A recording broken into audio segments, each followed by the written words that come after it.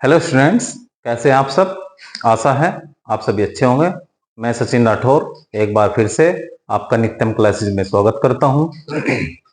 और आज हमारी मुलाकात लगभग 1 वीक के बाद हो रही है, क्योंकि इस दौरान बोर्ड्स स्टूडेंट्स का रिजल्ट आया था और हम मीटअप में वीक में बिजी थे। तो आज से हमारी क्लास ऐसे ही रेगुलर, जो हमारा अल्टरनेटिव डे पर हमारी वीडियो आती है, ऐसे ही चलेगी। तो आइए देखते हैं आज आज फ्यूचर इंडेफिनिट टेंस स्टार्ट करना है। हमने अभी तक प्रेजेंट के 4 टेंस कंप्लीट करा दिए हैं और पास्ट के भी 4 टेंस कंप्लीट करा दिए हैं। अब आज से हमारा फ्यूचर टेंस स्टार्ट होता है, जिसका पहला टेंस है फ्यूचर इंडेफिनिट टेंस। सेकंड होगा फ्यूचर कॉन्टिन्यूअस टेंस और थर्ड होगा फ्यूचर परफेक्ट और फोर्थ होगा फ्यूचर परफेक्ट कॉन्टिन्यूअस टेंस। आइए बात करते हैं फ्यूचर इंडेफिनिट टेंस की। इसमें क्या होता है, इसमें फ्यूचर की बात हम करते हैं, यानी कि आने वाले कल की बात हम करेंगे। कल हम स्कूल जाएंगे, कल हम क्रिकेट खेलेंगे, यानी कि पहचान में जो भी हमारी वर्ब होगी उसमें गागी गे लगा होगा। देखते हैं पहचान। इन हिंदी वाक्यों के अंत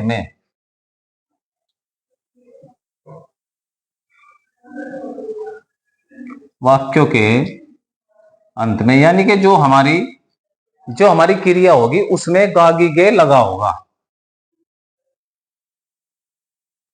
गागी गे आदि शब्द हमें देखने को मिलेंगे। खेलेंगे, पढ़ेंगे, नाचेंगे, कूदेंगे, जाएंगे, आएंगे आदि शब्द जो भी हमारी वर्ब होगी उसमें गागी गे जुड़ा होगा। तो इसका रूल क्या कहता है, आइए देख लेते हैं। इसमें क्या करना है, हमें आई और वी के साथ सेल का यूज करना है। इसकी जो हेल्पिंग वर्ब है वो सेल होती है और विल होती है। बाकी जो हमारे सब्जेक्ट होंगे, जो शेष सब्जेक्ट होंगे, शेष सब्जेक्ट्स के साथ हमें विल का यूज करना है। He will, she will, they will. हालांकि जो मॉडर्न इंग्लिश है उसमें हम सेल का यूज कर भी सकते हैं, नहीं भी, इनके साथ भी हम वी का यूज कर सकते हैं। एक स्पेशल कंडीशन है, वो हम आपको अभी बताएंगे। स्ट्रक्चर हमारा रहेगा सब्जेक्ट, उसके बाद विल या सेल, यानी कि अगर हमारा सब्जेक्ट आई और वी है तो सेल का यूज करेंगे, और शेष सब्जेक्ट कुछ भी हो, ही, सी, इट, राम, श्याम, उनके साथ हम विल का यूज करेंगे। सब्जेक्ट, विल और सेल, उसके बाद वर्ब की फर्स्ट फॉर्म और फिर ऑब्जेक्ट। और अगर कहीं पर कल आ जाए तो कल के लिए हम टुमारो का यूज करेंगे, TOMORROW। और ये जो है ये हमारा एक एडवर्ब होता है, इसको हम सबसे लास्ट में यूज करेंगे। कैसे, आइए देखते हैं। हम कल स्कूल जाएंगे।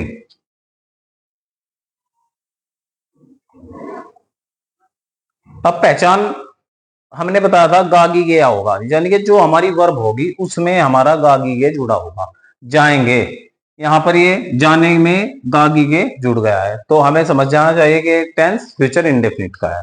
तो इसको हम ट्रांसलेट कैसे करेंगे, वी के साथ हमें पता है shall go to school tomorrow. इस तरीके से हमारा अफर्मेटिव सेंटेंस कंप्लीट हो जाएगा। हम इसको we will go to school भी बोल सकते हैं, लेकिन अगर हम पढ़ाई के तरीके से देखते हैं तो हमें आई वी के साथ सेल यूज करना चाहिए और बाकी सब्जेक्ट के साथ विल का यूज करना चाहिए। अब बात करते हैं निगेटिव सेंटेंस की।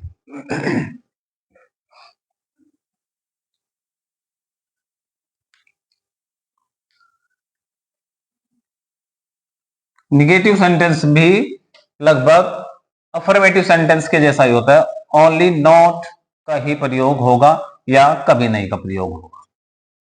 और कभी नहीं के लिए नेवर और नहीं के लिए हमें नॉट का यूज करना है। यहां पर हम नॉट का यूज करेंगे, अगर वाक्य में कभी नहीं आ जाए तो नेवर का यूज होगा, वर्ब की फर्स्ट फॉर्म और फिर ऑब्जेक्ट। ये स्ट्रक्चर हमारा निगेटिव के लिए होगा। वे लड़के क्रिकेट कभी नहीं खेलेंगे।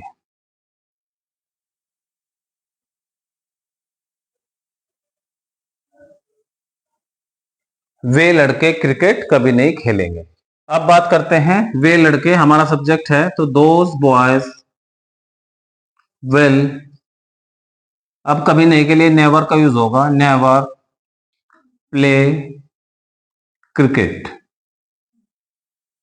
इस तरीके से हमारा सेंटेंस कंप्लीट होगा, those boys will never play cricket.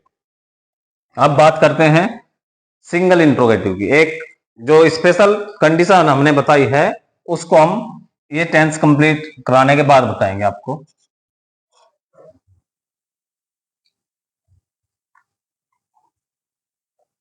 अब बात कर लेते हैं इंट्रोगेटिव की। जो इंट्रोगेटिव है, हमने दो टाइप का बताया हुआ आपसे, इंट्रोगेटिव सेंटेंसेस। एक सिंगल इंट्रोगेटिव होता है और एक डबल इंट्रोगेटिव होता है। सिंगल इंट्रोगेटिव में हमें सबसे पहले विल या सेल का यूज करना है, फिर जो हमारा सब्जेक्ट होगा उसका यूज करना है, फिर अगर नॉट आ जाए, नहीं आ जाए तो नॉट, और वर्ब की फर्स्ट फॉर्म, और फिर ऑब्जेक्ट। अगर कहीं पर कभी आ जाए, नॉर्मल कभी, उसके लिए हम एवर का यूज करें। कैसे? फॉर एग्जाम्पल, क्या वह कभी आगरा ताज देखने जाएगा?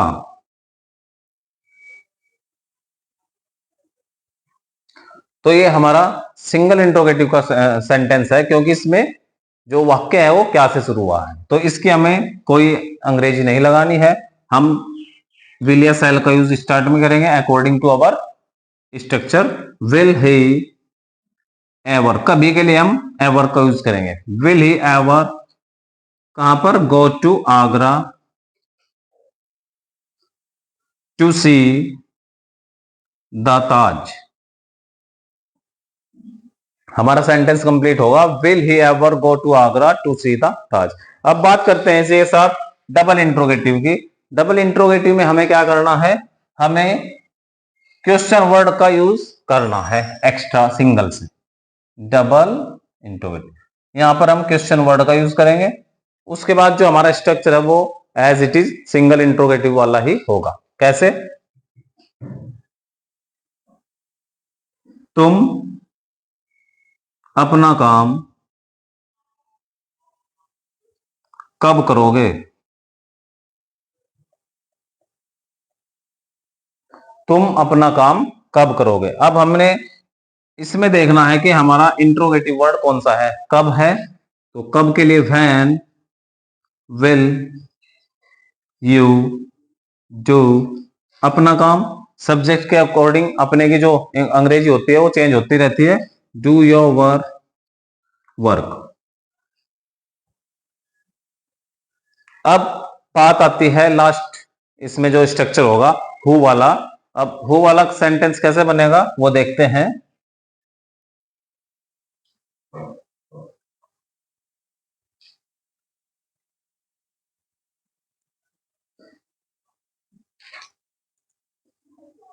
हु के साथ हमें विल का ही यूज करना है, सेल का यूज नहीं करना है, क्योंकि हमने पहले ही बताया है कि हु, हम विल जो है वो सभी सब्जेक्ट के साथ यूज कर सकते हैं।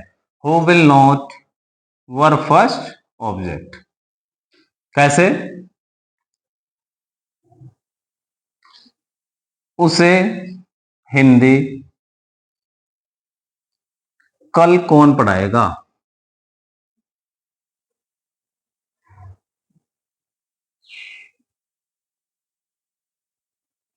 उसे हिंदी कल कौन पढ़ाएगा।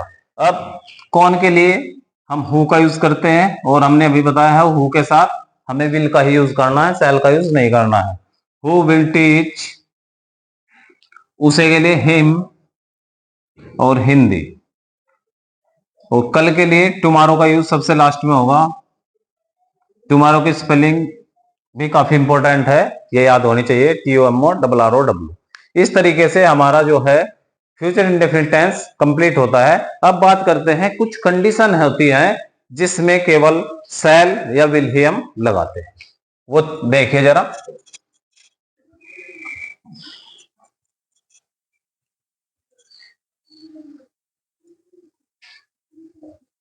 यदि कहीं वाक्य में,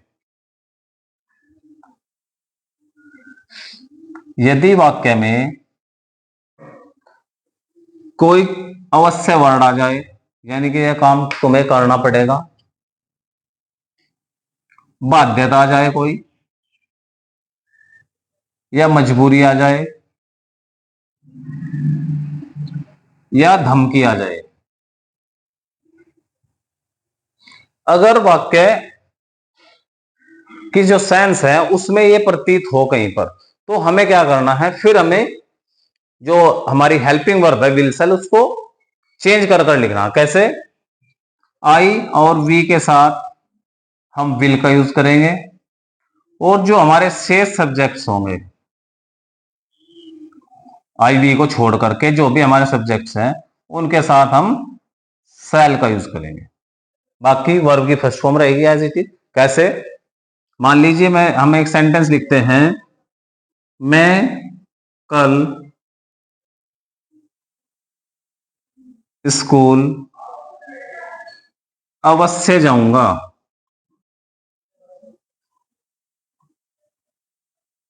मैं कल स्कूल अवश्य जाऊंगा, इस सेंटेंस में क्या हुआ है, अवश्य वर्ड आया है, लेकिन इसकी कोई अंग्रेजी हमें नहीं लगानी है। हमें क्या करना है, आई वी के साथ इस कंडीशन में विल का यूज होगा, और बाकी जो हमारे सब्जेक्ट होंगे उनके साथ सेल का यूज होगा। कैसे?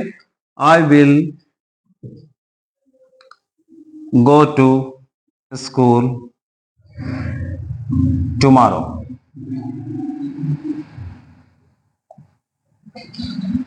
I will go to school tomorrow. अब एक सेंटेंस इनका देखते हैं, वह तुम्हें मारेगा, यानी कि यहां पर बात जो है वो धमकी की हो रही है। जरूरी नहीं वो मारेगा, लेकिन धमकी है कि वह तुम्हें मारेगा। तो ही शैल किल यू। कहने का मतलब है, नॉर्मली फ्यूचर टेंस में हम विल का यूज सभी के साथ कर सकते हैं। आई हो, वी हो, ही हो, सी हो, इट हो, सबके साथ हम विल का यूज कर सकते हैं।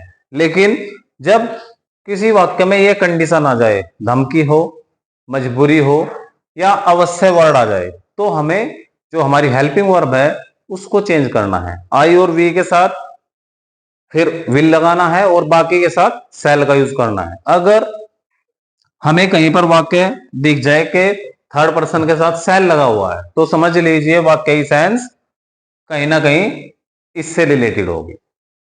तो इस तरीके से हमारा जो फ्यूचर इंडेफिनिट टेंस है वो कंप्लीट होता है। आशा है आपको ये क्लास अच्छी लगेगी और अच्छी लगी होगी। ऐसे ही नित्यम क्लासेस से जुड़ने के लिए आपका बहुत बहुत आभार, धन्यवाद।